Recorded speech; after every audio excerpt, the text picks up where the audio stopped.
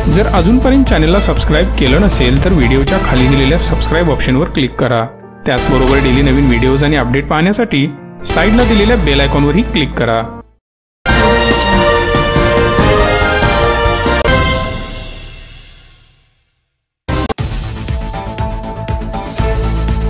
कराड तालुक्यातील सचेगाव येथील जुने गावठाण येथील संभाजी पवार यांच्या वस्तीवर बिबट्याने केला हल्ला। या हल्ल्यात 5 शेळ्यांचा बिबट्याने पाडला फटका। परिसरात घबराटीचं वातावरण, बिबट्याला जेरबंद करण्याची केली शेतकऱ्यांनी मागणी। कराड तालुक्यातील सचेगाव येथील जुन्या गावठाण वस्तीवर बिबट्याने काल रात्री अचानक हल्ला करून 5 शेळ्याचा फडशा पाडलेला आहे। संभाजी पवार यांच्या मालकीची ही वस्ती असून गेल्या 30 वर्षापासून ते या ठिकाणी वास्तव्यात आहे। मात्र बिबट्याने काल अचानक हल्ला करून 5 शेळ्याचा फडशा पाडल्याने संभाजी पवार या शेतकऱ्याला मोठ्या संकटाला सामोरं जावं लागणार आहे। तरी वन विभागाने लवकरात लवकर या शेतकऱ्याला नुकसान भरपाई द्यावी अशी मागणी करण्यात आलेली आहे। सचेगाव गावालगत असणारे ही जुने गावठाणची वस्ती आहे। याच वस्तीवर बिबट्याने रात्री अचानकपणे हल्ला केलेला आहे। या हल्ल्यामध्ये 5 शेळ्या ज्या आहेत त्या मृत्युमुखी पडलेल्या आहेत। संभाजी पवार जे आहेत त्यांची जी परिस्थिती आहे सध्या हलाखीची आहे। काबाड कष्ट करून त्यांनी या शेळ्या पाळलेल्या होत्या आणि अचानक बिबट्याने हल्ला केल्याने या 5 शेळ्या गेलेल्या आहेत। त्यामुळे साहजिकपणे अंदाजे 1 लाख रुपये किमतीच्या या ज्या शेळ्या आहेत त्या गेलेल्या आहेत आणि ते सध्या हातात झालेल्या आहेत। काय सांगाल पवार साहेब, किती वाजता घटना घडली आणि तुमची वन विभागाकडे काय मागणी आहे? बिबट्याला पकडणे हे सगळ्यात महत्त्वाचं त्यांचं काम आहे। दुसरी गोष्ट, माझं 1 लाख रुपयाचं नुकसान झालेलं आहे, ते वन विभागानं भरून द्यावं अशी आमची मागणी आहे। 30 ते 35 वर्षापूर्वीचं हे जुनं गावठाण आहे। त्या गावठाणमध्ये जनावरांच्या वस्त्या वगैरे आहेत। त्या वस्तीवर रात्री 12च्या पुढं बिबट्यानं हल्ला केलेला आहे। त्या हल्ल्यात 5 ते 6 शेळ्या मृत्युमुखी पडलेल्या आहेत आणि त्याच्यापासून पशुपक्ष्यांना, बाकीच्या माणसांना सुद्धा फार मोठा त्रास आहे।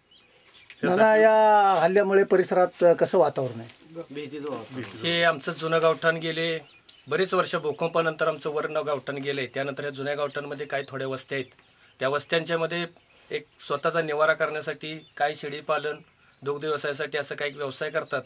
त्याच पद्धतीनं रात्री 12:30-1च्या दरम्यान इथं संभाजी गणपती पवार तात्या यांच्या वस्तीवर बिबट्यानं हल्ला केलेला आहे। त्यात 6 शेळ्यांचा फडशा पाडलेला आहे। वन विभागानं त्यांची बंदोबस्त बिबट्याचा करावा आणि हे संभाजी गणपती पवार हे हलालीचे शेतकरी आहेत।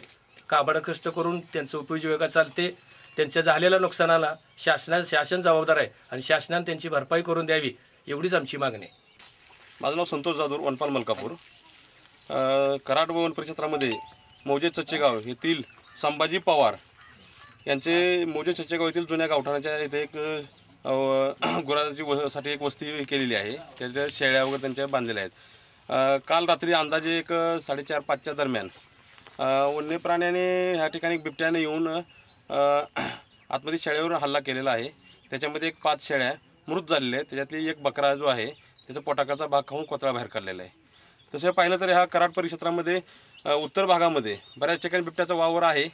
ह्या ठिकाणी नैसर्गिक जर संपत्ती पाहिली तर बऱ्याच प्रमाणात याचं झाडोराव आता वाढत चाललेला आहे।